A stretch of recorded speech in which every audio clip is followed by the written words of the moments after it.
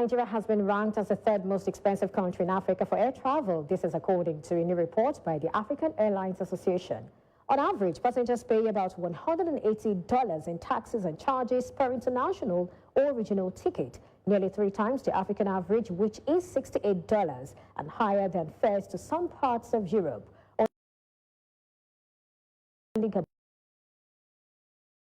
Cost to a mix of excessive taxes, multiple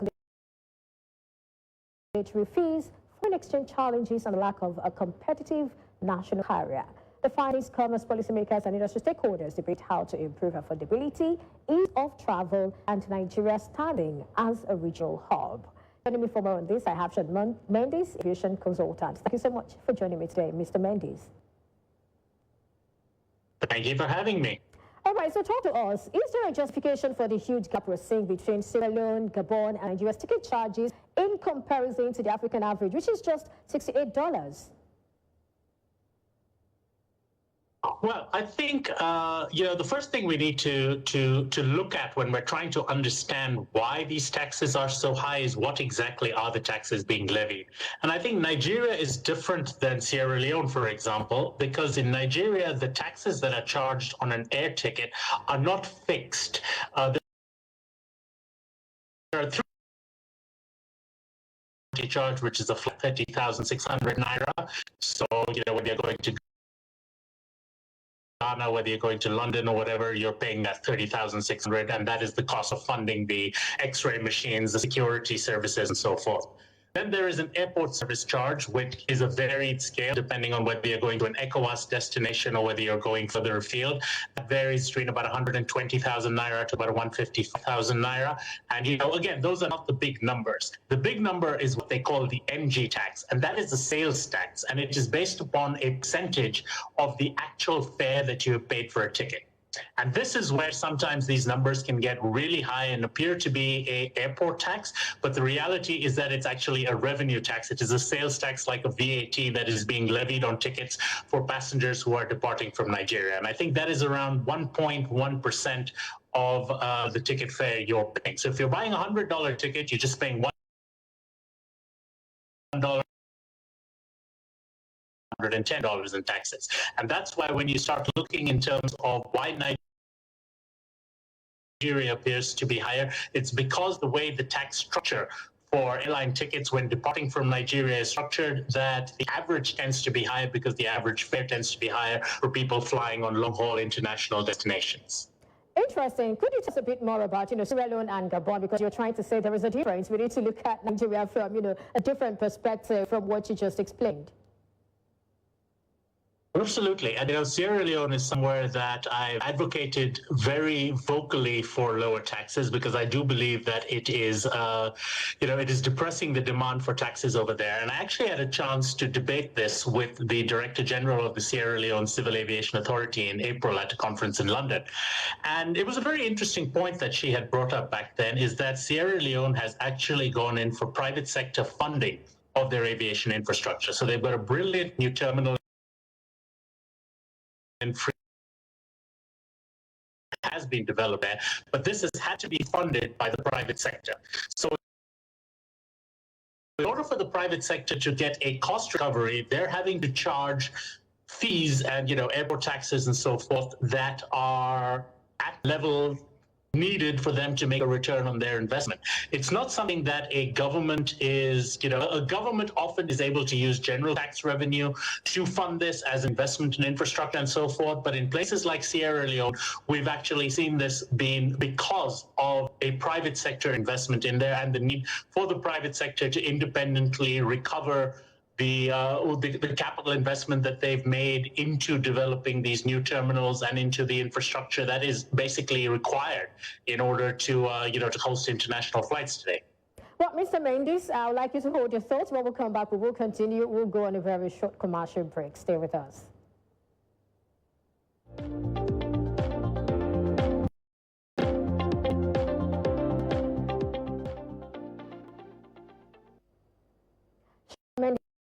With me, and of course, thank you for staying with us. Thank you for staying with me, Sean Mendes.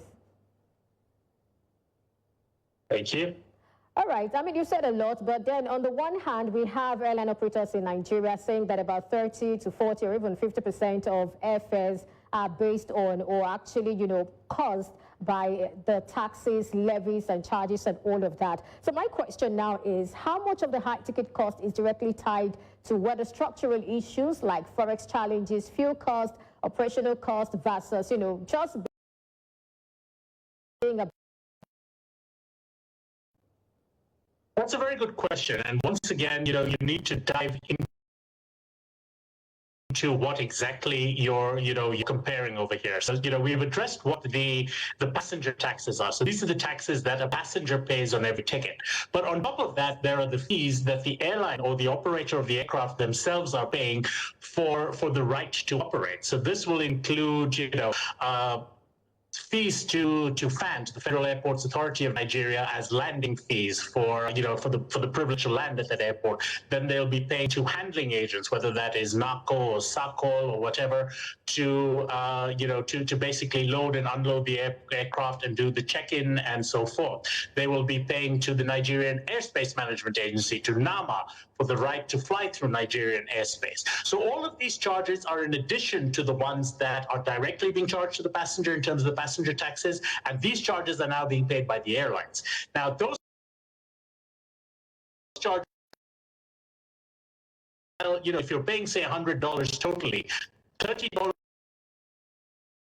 may be taxes which go directly to government, but the remaining $70 includes, which is the airlines, includes fees that the airline has to pay to government and to government agencies, in addition to the ones that the passenger is paying. So certainly, as far as that goes, a lot of African countries, and Nigeria is an interesting one in this respect, because given the amount of volume of air traffic that exists in Nigeria, the fees are indeed significantly higher. I mean, you can understand small countries like Sierra Leone or Malawi or things as such, where these fees are necessarily high because the airport, which costs the same to maintain, is only seeing maybe 5, 6, 7 flights a day. But when you're looking at airports like Lagos and Abuja, which have literally 100+ flights a day, these are a lot harder to justify in those cases. So I think airlines are very much justified in saying that the levies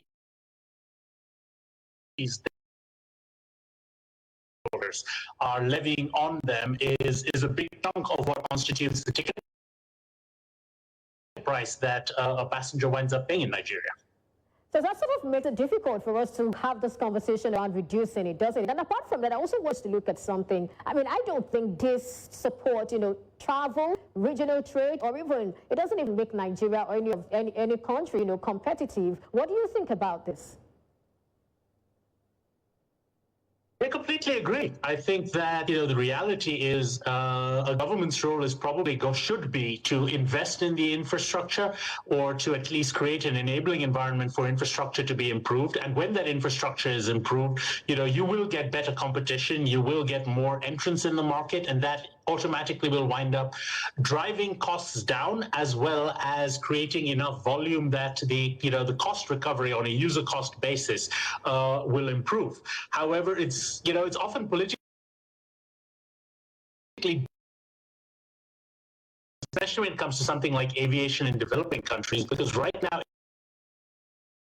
aviation is something that only the top few percentage of the population actually have access to. And when you are out searching for votes, it's difficult to say that I'm going to spend this $1 billion on building a new airport when you could be spending that $1 billion on roads and schools and hospitals and so forth. So it's a conflict of priorities for politicians in this respect. And unfortunately, African politicians do not have a strong track record of taking wise long-term decisions that are often in the benefit of their countries. That's quite interesting. I mean, that's a hard one, a tough one to chew, if you ask me. But it's interesting because, I mean, it doesn't look far from the truth, Now, let's look at this. Of the 54 African countries that we actually studied, I mean, 14 charged passengers over $100 in taxes and fees. And when we look at 2022, there were just 13 countries. Now there are 14. First, I see this as a sign of worsening conditions for airlines and travelers. And secondly, it's sort of organization policies, fragmented tax regimes, and over-reliance on aviation as a source of government revenue.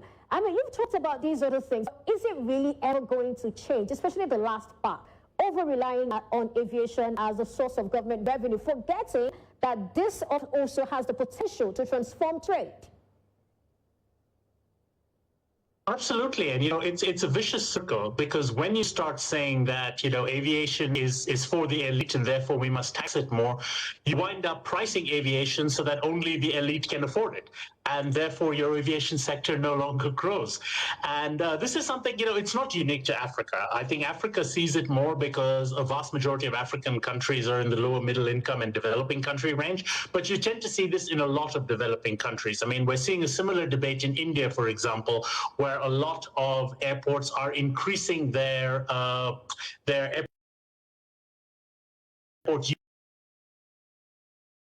on the basis that, but we're developing such wonderful infrastructure. But at the same time, when you're adding, $10, $12 to every single ticket that are out there, you wind up potentially pricing people out of these markets.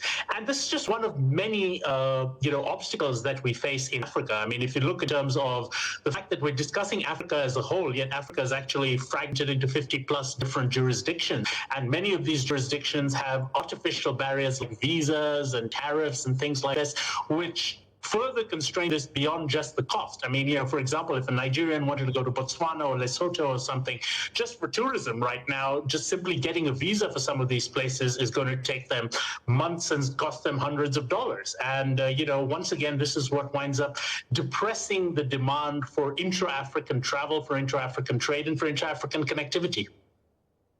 Interesting, Lucian Mendes. We'll have to end this conversation here, but thank you so much for activity. Thank you so much one more time for coming on the show today.